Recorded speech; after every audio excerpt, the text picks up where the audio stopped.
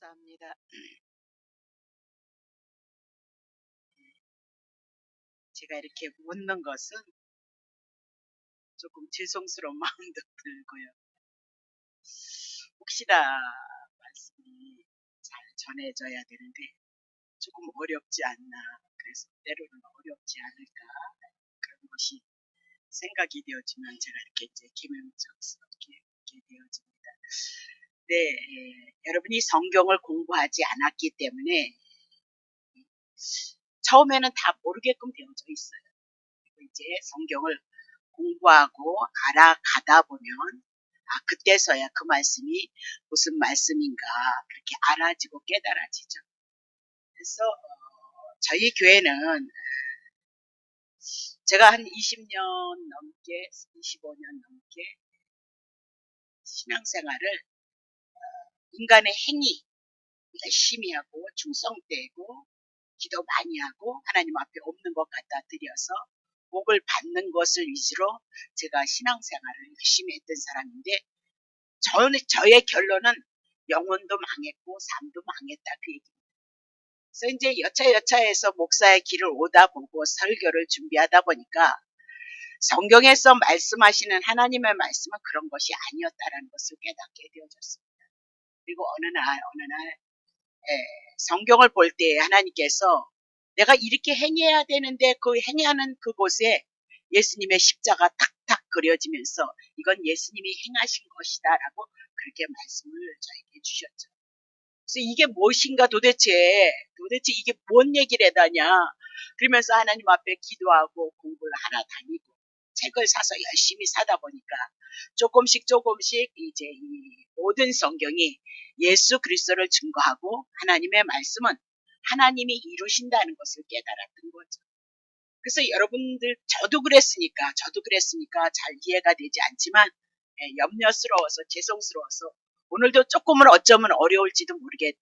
근데 그냥 들어두시다가 나중에 또 깨달아질 때가 있고 이 길을 우리가 하나님의 말씀을 음성으로 들을 때가 있어요. 이 말씀을 하나님의 말씀 복음으로 예수 그리스도를 들을 때가 있으니까 조금 이해가 안 되는데 얼마나 힘들겠어요. 45분이라는 시간을 여러분이 할애해서 이 말씀을 듣는 건 쉬운 일은 아니거든요. 보통 하나님의 말씀은 25분이면 아주 충분하다고 믿어요. 충분하기 때문에 더 하면 그때서부터 이제 짜증이 속에서부터 올라오기 시작한다. 그렇게 얘기를 해요. 근데 불구하고 저희는 이미 오래전서부터 수요일날, 금요일날 뭐 1시간 반씩, 1시간 20분씩 그렇게 말씀을 전했던 거고 또 그때는 말씀을 얼마나 빠르게 했는지 아마 내가 봤을 땐 1시간 반 분량의 설교를 했지 않았을까 그런 생각이 들거든요. 그러면 제가 이제 이렇게 조금 어려워도 양해를 구하면서 오늘 본문의 말씀을 가지고 은혜를 나눌까 합니다. 자, 하나님의 뜻을 나타내고 실현하시는 분이 말씀으로써 육신을 입고 이 땅에 오신 예수 그리스도이도다 그렇게 얘기를 하고 있거든요. 그럼 태초 영원에 계신 그 하나님께서 계시된 그 하나님 아들 예수 그리스도 말씀이신 하나님은 하나님과 함께하고 있었다 그렇게 얘기를 하고 아버지 영광과 동일하다 그렇게 얘기하고 아버지나 예수 그리스도 성자 하나님이나 동일한 그 권능을 갖고 있는 동일한 분을 우리들에게 증거를 하고 있는 거죠. 근데 아버지 뜻을 실현하기 위해서 말씀으로서 이 땅에 오신 하나님의 아들의 역할은 첫 번째로 나타난 것이 천지 만물을 창조하는 데서부터 나타나셨다. 그렇게 얘기했죠. 그러면 천지 창조하는데 천지 창조를 했던 모든 것들은 하나님의 아들 예수 그리스도를 통해서 나타냈던 것이고 아들 예수 그리스도를 통해서 천지를 창조했던 것은 궁극적으로 하나님의 뜻이었다라고 얘기하고 그 하나님의 뜻을 말씀이신 예수 그리스도께서 다 이루시고 있다라고 그렇게 얘기를 하고 있는 거죠. 그리고 이 땅에 있는 모든 것들은 존재하는 것마다 하나님의 아들을 통하여서 존재케 되어졌고 하나님의 아들 말씀이신 하나님의 아들 예수 그리스도를 떠나서는 어느 것도 존재하는 것이 없다라고 그렇게 얘기를 하고 있습니다. 근데 요한복음 1장 4절에 보니까 그 안에는 말씀이신 하나님의 아들 안에는 생명이 있었다 그렇게 얘기를 하죠. 근데 이 생명은 사람들에게 빛이다라고 그렇게 얘기를 하고 있습니다. 영원에 계셔서 영원 스스로 영원한 생명을 갖고 계신 그 하나님 안에는 생명이 있었다, 영원한 생명을 갖고 있는 분이다라고 얘기하고 이 땅에 오셔서 사람들에게 생명의 빛을 주기를 원하신다. 그러니까 이 땅에 있는 사람들은 지금은 죄 가운데 심판 가운데 죽어 있는 자들이기 때문에 심판을 받을 수밖에 없는 그들을 향하여 영원한 생명을 주시기 위해서 하나님의 뜻을 이루시기 위해서 말씀이신 그분이 하나님의 아들이 이 땅에 오셨다라고 그렇게 얘기를 하고 있는 거죠. 자, 요한복음 5장 26절 봅니다. 아버지께서 자기 속에서 영원한 생명이 있음과 같이 아들에게도 생명을 줘서 그 속에 있게 하셨도다. 그 얘기입니다. 그러니까 하나님 아버지께서 영원한 생명을 갖고 있는데 그 영원한 생명은 아들에게도 주므로 아들에게도 영원한 생명이 있었다라고 그렇게 얘기를 하고 있는 겁니다. 자, 그러면 이 생명은 결국은 아들이 가지고 온 생명은 이 땅에 속한 생명이 아니다 그 얘기죠. 우리들이 갖고 있는 그런 생명이 아니다 그렇게 얘기하고 하나님께 속한 생명이다 그렇게 얘기합니다. 그러면 하나님께 계신 그 생명이라면 하나님은 영원하신 분이니까 하나님이시니까 신이시니까 시작도 끝도 없는 영원한 생명을 가졌다는 것을 통하여서 우리들에게 말씀하고 있단 말이죠. 영원한 생명을 가지신 분이 하나님이시다라고 그렇게 얘기를 하고 있어요. 자, 그것을 부연 설명하는 것이 요한일서 1장 봅니다. 태초에부터 있는 생명의 말씀에 관하여서 그랬습니다. 그럼 이 태초는 영원 전에 이 세상이 창조되기 이전에 영혼의 세계 하나님이 계신 그 세계 속에서는 생명의 말씀에 대해서 생명의 말씀을 가지고 우리들에게 말씀하고 있다 그 얘기죠. 자, 2절 보겠습니다. 이 생명이 나타나신 바가 되어졌는데 이 영원한 생명을 우리가 보았고 이러면서 하나님의 생명은 영원한 생명이다라고 그렇게 얘기를 하고 있는 겁니다. 그러면 이 영원한 생명, 태초부터 있는 이 생명을 향하여서 하나님이 지금 육신으로 나타나신 예수 그리스도를 통하여서 우리들에게 말씀하고 있다 그 얘기죠. 자, 어떻게 말씀하시냐? 요한복음 5장 28절입니다. 자, 5장 28절 있는데요. 예, 25절입니다. 진실로 진실로 너희에게 이르노니 죽은 자들이 하나님의 아들의 음성을 들을 때가 오나니 그 이때라 듣는 자는 살아나리라 그렇게 얘기합니다. 그러니까 하나님께서 참으로 진실로 말을 하고 있는데 영원한 말씀이 오늘 우리들에게 나타나시고 우리들에게 말씀하시는 것은 죽은 자들이 하나님의 아들의 음성을 들을 때가 온다는 거죠. 그럼 죽은 자들이 누구냐? 죄 가운데 심판 가운데 있는 우리를 향해서 우리는 죽은 자들이다라고 그렇게 얘기를 하고 있는 거죠. 이 죽은 자들에게 하나님의 아들의 음성을 들을 때가 온다는 거죠. 그럼 하나님 아들의 음성이란 영원한 생명을 가지고 영생을 주시기 위해서 오셨던 예수 그리스도를 통해서 주셨던 그 말씀을 우리들에게 들을 때가 온다라고 그렇게 얘기고 그 들을 때가 되어지면 우리는 산자가 되어질 것이다라고 그렇게 얘기를 해요. 자, 28절 다시 볼게요. 이를 기이 여기지 말라. 무덤 속에 있는 자가 다 그의 음성을 들을 때가 오나니 그렇게 얘기합니다. 그럼 무덤이란 누구냐? 나사로 같은 자죠. 죄를 인하여서 심판 가운데 무덤 가운데 있는 자를 향하여서 하나님의 아들 예수 그리스도가 가서 나사로야 나오라 말씀하시니까 영원한 생명을 가졌기에 나사로가 나올 때는 영원한 생명을 가지고 살아나서 예수님께 나오고 있도다라고 그렇게 얘기를 하고 있는 거죠. 그러면 오늘 우리도 동일한 거죠. 우리가 죄 아래 있으므로 나사로와 같이 무덤 가운데 갇힌 자이다 그렇게 얘기고 때가 되어져서 예수 그리스도를 보내시고 예수 그리스도 한 분을 통하여서 이 복음을 통해서 우리가 하나님의 음성을 듣고 우리가 살아난 자가 되어졌다라고 그렇게 얘기를 하고 있습니다. 그러면 말씀으로서의 아들께서는 이 땅에 오셔서 하는 일이 뭐냐? 죽음 가운데 있는 자들에게 어두움에 붙잡혀 있는 자들에게 만물의 참모습이 무엇인지를 진리가 무엇인지를 우리들에게 말씀하고 있는 것이 영원한 생명을 가지고 오신 예수 그리스도를 통하여서 우리들에게 말씀하고 있다. 존재하지 않는 것들이 존재하게 나타나고 죽은 것을 살려서 살아 움직이게 하고 열매를 맺게 하는 생명의 빛을 증거하는 것이 예수 그리스도 영원한 생명에 대한 얘기이다. 그렇게 얘기를 하고 있는 거죠. 근데 이런 생명의 빛을 죄 가운데 죽음 가운데 어둠 가운데 있는 자들에게 비쳤으나 어둠이 이를 싫어하고 받아들이지 않았다라고 그렇게 얘기를 하고 있는 겁니다.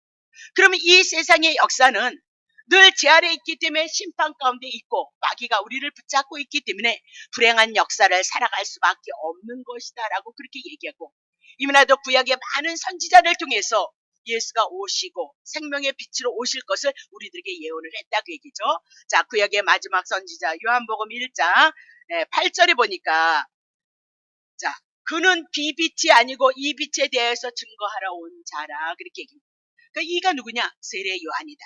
세례 요한은 구약의 마지막 선지자였다라고 그렇게 얘기를 하죠. 그럼 마지막 선지자도 이 빛에 대해서 증거하는 자라면 요한으로부터 있었던 이전에 구약에 있었던 모든 선지자들도 증거한 것이 있는데, 빛에 대해서 증거했고 생명의 빛에 대해서 증거했고 영원한 생명에 대해서 빛에 대해서 증거했다라고 그렇게 얘기하고, 이 빛은 장차 앞으로 예수 그리스도가 빛 대신 예수 그리스도가 오실 것까지 예언을 했다라고 그렇게 얘기를 하고 있습니다. 자, 그러므로 때가 되어져서 최초에부터 계셨던 그 말씀이 사람들에게 나타나는 거죠. 그것이 무엇이냐? 요한복음 1장 14절입니다. 말씀이 육신이 되어 우리 가운데 거하심에 우리가 그 영광을 보니 아버지 독생자의 영광이고 은혜와 진리가 충만하도다라고 그렇게 얘기를 하고 있는 겁니다. 영원한 말씀으로 계셨던 태초에 영원의 세계에 계셨던 그 하나님께서 사람들에게 빛으로 나타나셨다는 거죠. 사람으로 육신으로 우리 가운데 거하셨다라고 그렇게 얘기를 하고 있는 거죠. 이것은 구약 성경에서 쭉 말씀하셨던 그 말씀이 이제 새로운 계기가 되어지고 새로운 변화가 되어지고 새로운 개혁이 되어지는 것을 우리들에게 말씀하고 있다 그 얘기를 하고 있습니다. 자, 히브리서 1장 1절. 옛적에 구약에는 선지자들로부터 여러 부분으로 여러 모양으로 우리 조상들에게 말씀하셨다. 그러면 그림자로 모양으로, 유월절 어린 양으로, 만나로, 반석으로 이렇게 많은 부분을 향해서 구약에 예수 그리스도를 증거했다라고 그렇게 얘기를 하고 있는 겁니다. 근데 그것은 그림자였다. 실체가 아니었다 그 얘기입니다. 그래서 때가 되어줌으로 구약 성경에 예수 그리스도를 증거하더니 정말 예수님께서 육신을 입고 사람의 모습을 가지고 이 땅에 오심으로 말미암아 구약 성경에서 말씀하셨던 그림과 실체가 완성이 되어졌던, 성취가 되어졌던 특별한 사건이다라고 그렇게 얘기를 하고 있습니다. 요한복음 1장 18절을 통해서 본래 하나님을 본 사람이 없으되 아버지 품속에 있는 독생하신 하나님이 나타나셨도다. 아직도 그림자로 모형으로 하나님의 은혜를 입었던 구약의 시대와는 달리 이제는 아무도 경험하지 못했던 하나님의 깊은 것을 드러내신 것이 누구냐? 말씀으로 오신 예수 그리스도. 태초에 계셨던 영원한 생명의 말씀이셨던 그분이 사람의 모습을 가지고 육신으로 나타나게 되어졌도다라고 그렇게 얘기를 하고 있는 겁니다. 자, 그러면 하나님은 영이시기 때문에 절대 육을 입을 수 없다라고 그렇게 얘기를 하고 있는 거죠. 근데 영과 육을 가울러 가진 사람은 오직 사람이고 생물뿐인데, 본래 하나님이 영이심에도 불구하고 육을 가지고 이 땅에 참 사람으로 오셨다라고 성경은 우리들에게 말씀을 하고 있는 겁니다. 자, 그러면 그것은 굉장히 중요한 일입니다.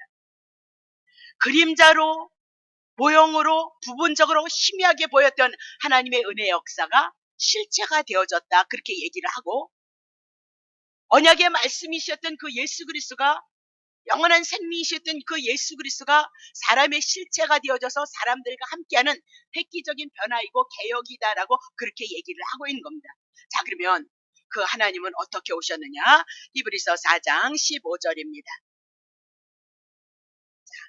우리에게 있는 대제사장은 육체를 입었을지라도 우리의 연약함을 체휼하지 않은 자가 아니고 모든 일에 우리와 같이 한결같이 시험을 받은 자라되 죄는 없으시도다라고 그렇게 얘기합니다.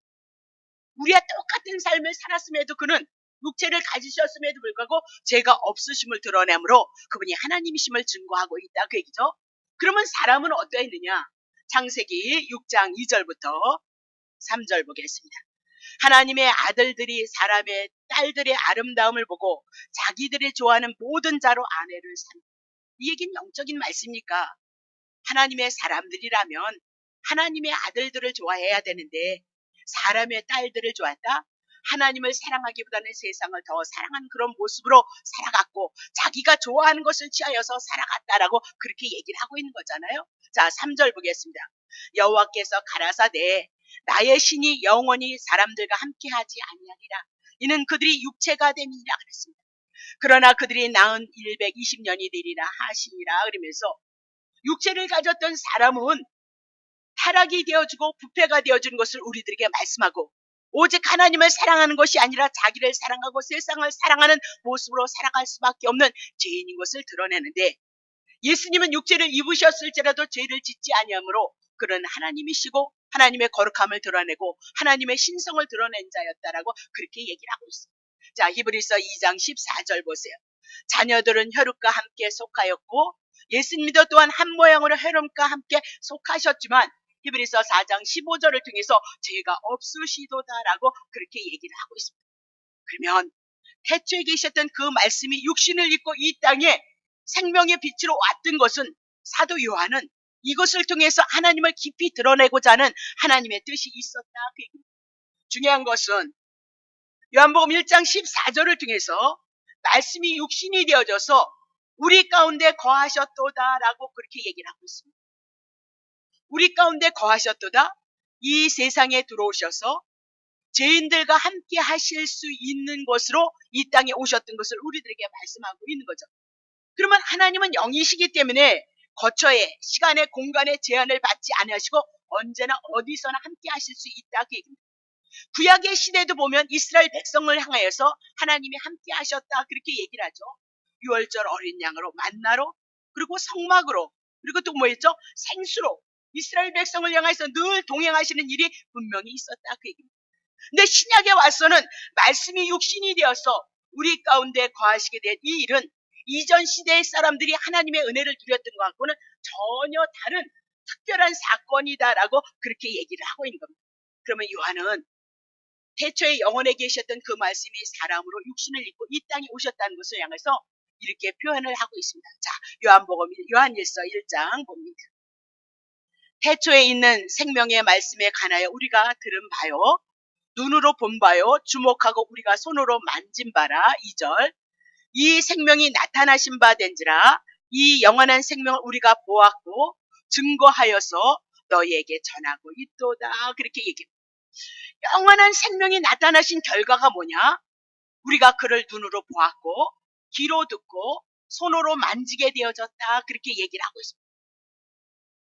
그림자로 모형으로 임재로서 나타나셨던 그 하나님께서 육신으로 이 땅에 입고 오심으로 말미암아 사람들이 그 영원하신 하나님의 말씀 태초에 계셨던 그 영원한 생명을 가졌던 그 말씀을 이제는 눈으로 보고 만진 바가 되어졌고 이제 귀로 듣게 되어졌다라고 그렇게 얘기하고 있습니다. 그러면 이 얘기는 영원에 계신 그 하나님께서 이 죄된 세상에 우리를 불쌍히 여기셔서 그 하나님을 볼 수 있고 경험할 수 있고 만질 수 있도록 이 세상의 영역 안에 들어오신 것을 우리들에게 말씀하고 있다 그렇게 얘기를 하고 있습니다. 참 하나님이신 그분이 참 사람이 되셔서 영원한 생명이 되신 그분이 인간의 세상의 영역 안에 들어오셔서 인간들에게 보게 되어지고 만지게 되어지고 듣게 되어졌다 그렇게 얘기를 해나가고 있는 거죠. 그러므로 우리와 함께 계시고 모든 것을 우리와 함께 하심으로 말미암아 우리에게 직접적인 하나님의 은혜의 역사가 있을 것을 말씀하셨다 그 얘기입니다. 자, 요한복음 1장 14절에 보니까 다시 그렇게 얘기해요. 우리가 그 영광을 보니 그렇게 얘기하죠. 그러면 하나님의 영광을 직접적으로 눈으로 볼 수 있었고 경험할 수 있었다라고 사도 요한은 고백을 하고 있는 겁니다. 그러면 하나님은 정말 볼 수 없는 분이다 그렇게 얘기를 하고 있습니다. 사람의 감각을 사람의 경험을 초월해서 계심으로 말미암아 하나님을 본다는 거 만진다는 거 불가능하다라고 그렇게 얘기를 하고 있습니다. 특별히 하나님을 만진다 본다 그것은 있을 수 없다. 왜? 하나님은 거룩하시기 때문이다. 자, 이사야 6장 1절 보겠습니다. 우시야 왕의 죽던 해에 내가 본즉 주께서 높이 들린 보좌에 앉으셨는데 그 옷자락은 성전에 가득하고 2절 스랍들은 천사들은 모셔서 섰는데 각기 6 날개가 있고 그 둘로는 그 얼굴을 가리었고 그 둘로는 그 발을 가리었고 그 둘로는 날며 그랬어요. 자, 3절. 서로 창하여 가로되 거룩하다 거룩하다 거룩하다 만군의 여호와여 그 영광이 온 땅에 충만하도다. 이같이 창하는 찬송하는 자의 소리로 인하여 문지방의 터가 요동하며 집의 연기가 충만한지라. 그때 내가 말하되 화로다 나여 망하게 되었도다. 나는 입술이 부정한 사람이고 입술이 부정한 백성 중에 거하면서 만군의 여호와 영을 배웠습니다. 이 얘기가 뭡니까? 이사야를 통해서 하나님을 볼 수 있는, 연계를 볼 수 있는 하나님의 은혜가 있었다는 거예요. 근데 죄인이 하나님을 보면 죽을 수밖에 없다, 그렇게 얘기를 해요. 그러니 말씀이 육신이 되었고 태초에 계셨던 영원하신 그 생명의 말씀이 사람으로 육신을 입고 오셔서 우리가 만지게 되어진 것은 얼마나 놀라운 일이죠. 그 영이 우리들에게 임하셔서 우리들에게 임마누엘로 우리를 하나님의 뜻으로 인도하신 것은 얼마나 큰 축복이냐라고 그렇게 얘기하고 있습니다. 디모데전서 6장 16절 보세요. 오직 그에게만 죽지 아니함이 있고 영생이니까 가까이 가지 못할 빛에 거하시고 아무 사람도 보지 못하였고 또 볼 수 없는 자신이 그에게 존귀와 영원한 능력을 돌릴지어다라고 그렇게 얘기를 하고 있습니다. 빛에 거하기 때문에 죄는 보면 죽는다라고 그렇게 얘기를 하고 있는 겁니다. 출애굽기 33장 18절 볼게요. 모세가 가라되 원컨대 주의 영광을 한번 보여주세요. 그렇게 얘기를 하잖아요. 자, 9절. 여호와께서 가라사대 내가 나의 모든 선한 형상을 네 앞으로 지나가게 하고 여호와 이름을 네 앞에 반포하리라. 나는 은혜 줄 자에게 은혜를 주고 긍휼을 여길 자에게 긍휼을 베푸리라. 20절.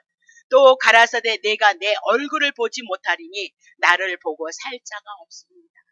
그래서 모세에게 당신의 영광을, 당신의 빛을 보이신 것이 아니고 하나님의 선한 형상, 은혜를 보이셨다라고 그렇게 얘기를 하고 있어요.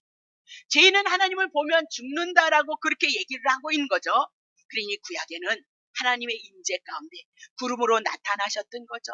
불기둥으로 나타나셨던 것을 봤다, 그렇게 얘기를 하고 있어요. 출애굽기 창세기 32장 30절 볼게요. 창세기 32장 30절. 창세기요. 제가 안 썼는가 봐요. 네. 그러므로 야곱이 그곳에 이름을 분이라 하였으니 그가 이르기를 내가 하나님과 대면하여 보았으나 내 생명. 깜짝 놀라는 거예요. 야곱이 하나님과 씨름했다, 여호와의 사자와 씨름했다라고 그렇게 얘기를 하잖아요.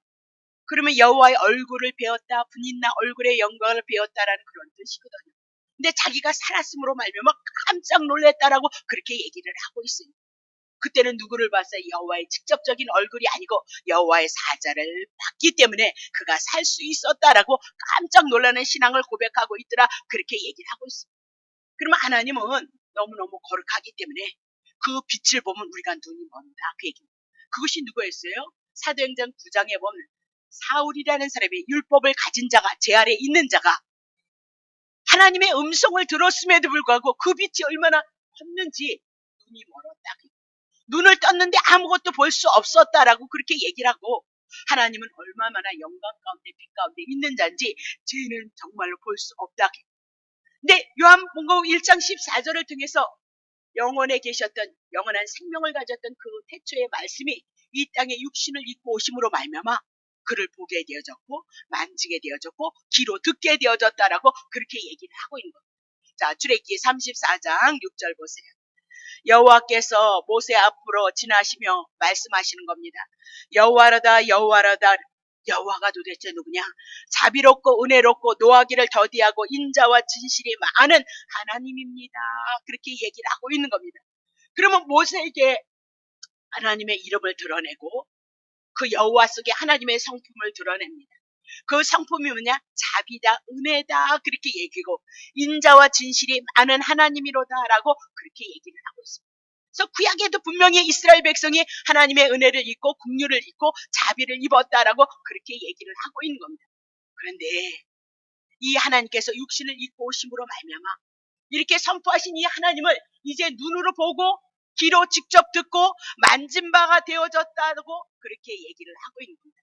그렇다면 생생하게 우리에게 나타나셨던 34장 6절을 통해서 말씀하셨던 그 하나님이 곧 누구로 나타나셨어요? 예수 그리스도로 나타나셨도다라고 그렇게 얘기를 하고 있는 겁니다. 이렇게 나타나심으로 말미암아 우리들에게 어떤 영향을 끼쳤느냐? 창세기 3장 24절입니다. 이같이 하나님이 그 사람을 쫓아내시고 그랬습니다.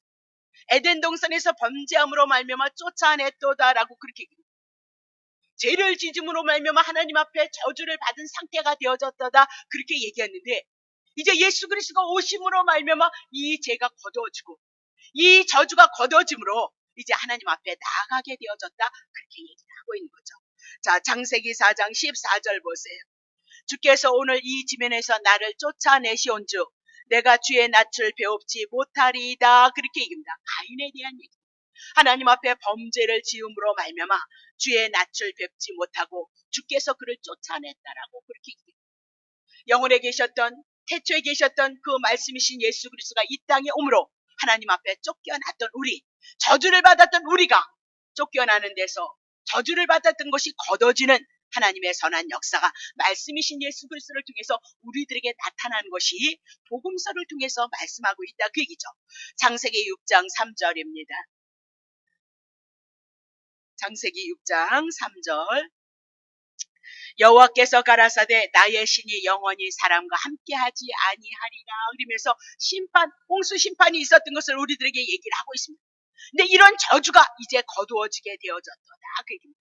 자, 그러면 태초에 계셨던 영원에 계셨던 그 말씀이 사람의 모습으로 우리에게 오짐으로 우리가 하나님 앞에 나가서 하나님의 얼굴을 배우고 그와 함께하고 교통하는 축복이 회복되어진 것, 영생의 길이 열려졌다는 것을 구약 성경의 그림자로 모양으로 말씀하신 것이 실체가 되고 언약의 실체가 되어져서 오늘 이것이 우리에게 믿음이 되어진다면 오늘 우리는 하나님의 얼굴을 뵙고 그분이 우리와 함께하며 교통하는 축복이 있는 것을 우리들에게 말씀하고 있는 것이 요한복음 1장 14절에 대한 요지이다라고 그렇게 얘기를 하고 있는 겁니다. 이제 이 예수 그리스도가 사람으로 나타나심으로 말미암아 그 예수 그리스도를 통해서 우리들에게 주시는 것이 뭐냐면 요한복음 1장 14절 은혜와 진리가 충만함을 우리들에게 말씀하고 있다 그렇게 얘기를 하고 있습니다. 자, 요한복음 1장 17절 볼게요. 율법은 모세로 말미암아 주셨지만 은혜와 진리는 누구로요? 예수 그리스도로 말미암아 온 것이더라 그렇게 얘기합니다. 근데 여러분이 요한복음을 가서 한번 살펴보시면은 요한복음 속에는 은혜라는 것이 참 많을 것 같잖아요. 근데 많지 않아요. 요한복음 1장에 14절에 16절에 17절에 은혜라는 얘기가 있고 별로 은혜라는 얘기가 없어요. 그리고 요한복음 전체를 통해서 우리들에게 주시는 내용이 어디든지 이렇게 흩어져 있는 게 뭐냐면 진리라는 말씀이에요. 진리라는 말씀이 어디든지 요한복음에는 골고루 많이 사용되어지고 있는 것을 볼 수 있어요. 그러면 요한복음 1장 14절을 통해서 은혜와 진리가 충만했다다 이 얘기는 구약시대에도 분명히 하나님의 은혜는 있었다는 거죠. 그렇죠? 그래서 이스라엘 백성들이 창세기서부터 아담과 하와가 범죄했을 때 짐승이 죽어서 가죽 옷을 입혔던 구약시대에도 분명히 하나님의 은혜, 구원의 역사, 치료의 역사가 분명히 있었다라고 그렇게 얘기를 하고 있습니다. 그런데 그건 부분적인가는 거예요.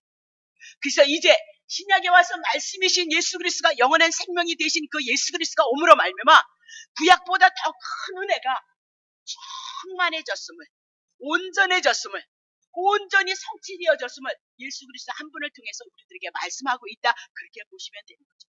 그러면 성육신에 대한 사건, 태초에 계셨던 그 하나님의 말씀을 눈으로 보고 만진 바 되어지고 귀로 들을 수 있다는 이 사건은 우리들에게 축복 중에 축복에 대한 말씀이다.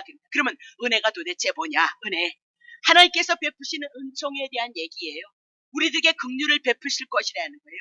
사랑을 베풀어 주실 것이라는 거예요. 그래서 우리가 이 은혜가 오고 자비가 오고 긍휼이 오고 사랑이 오므로 말미암아 우리에게 기쁨이 충만할 것을 말씀하고 있다. 그러면 진리는 뭐냐? 진리는 참된 것을 말씀하고 있습니다. 그러면 참된 것은 누구에게 속한 것이냐? 하나님께만 속한 것이 참됨이고 진리이다. 천지 만물을 누가 창조하셨어요? 하나님께서요. 그러면 그분의 이 천지 만물의 주인은 누구예요? 하나님이신 거거든요.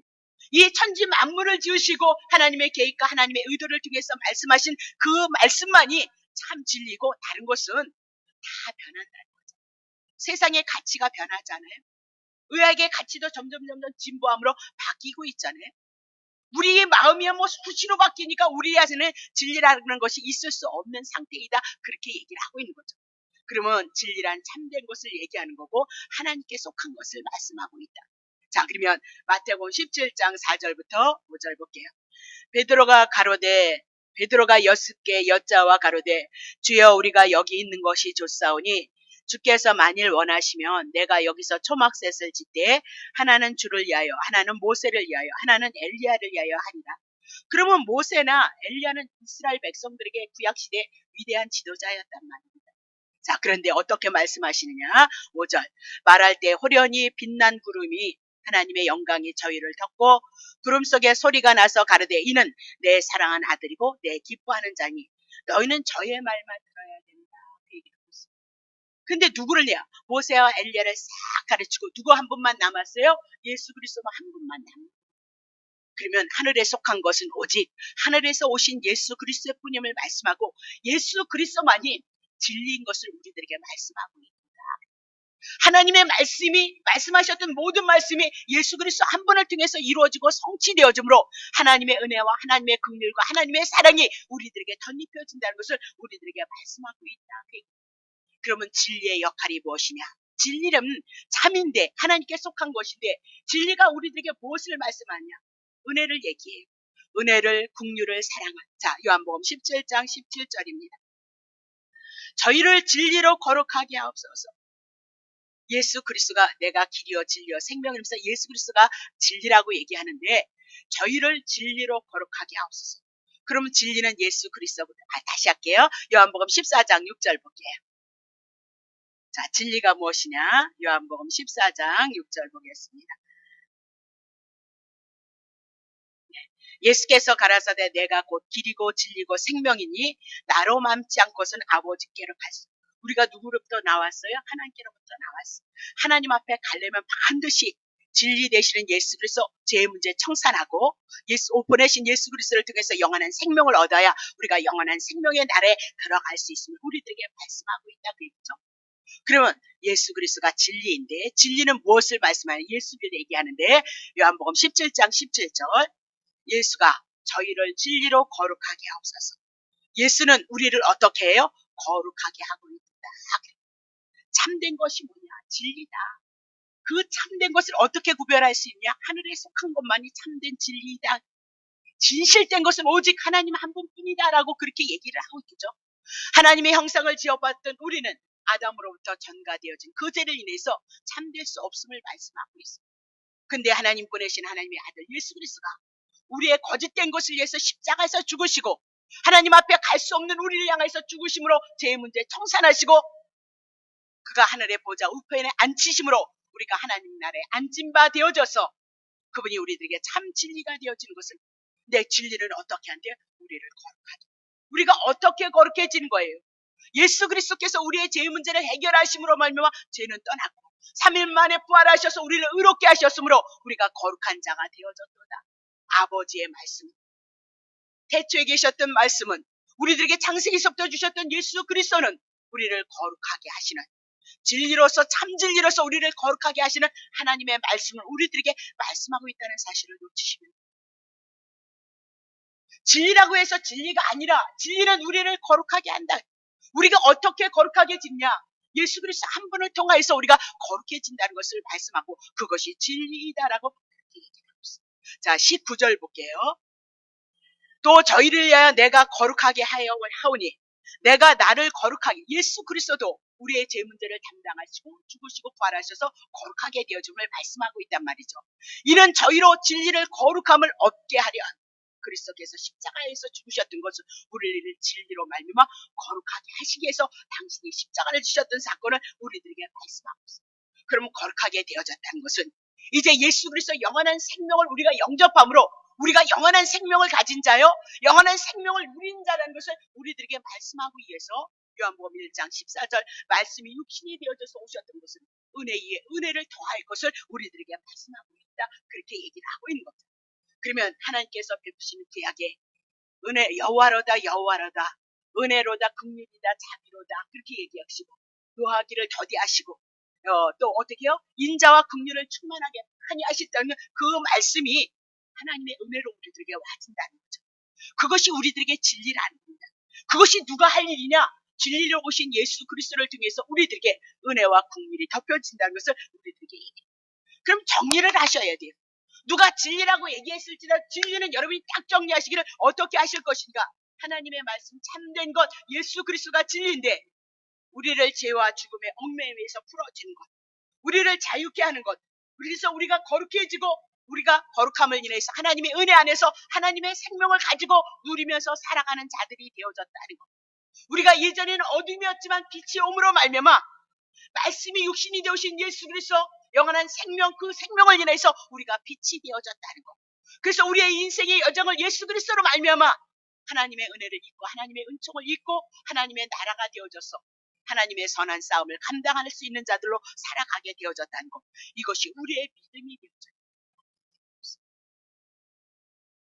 우리가 세상을 바라보면 힘이 있는 자는 세상을 살만하지만 하나님의 자녀들은 이 세상이 광야이기에 훈련을 받고 연단을 받고 내가 아니고 하나님의 역사 속에서 우리가 살아가고 있다는 것을 알게 하시기 위해서 고달픈 삶을 살아가고 있는 거예요.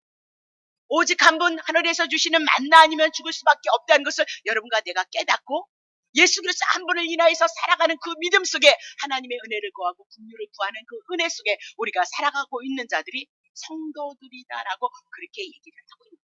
그러니 사랑하는 성도들은 세상을 바라보면 소망이 안 생깁니다. 세상을 보면 요란한 겁니다. 아픔이 찾아오고 베드로가 배 위에 있었을 때는 바다 위를 걸을 때 세상을 걸었을 때는 예수님을 바라봤단 말이죠.